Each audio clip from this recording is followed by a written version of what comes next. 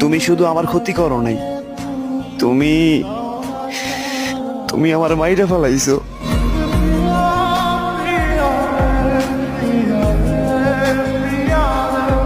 ভুলিবে না বলেছিলে হাতের উপর রেখে হাত, বিষ মাখাইয়া ছুরি দিয়া অন্তরে করলে আঘাত।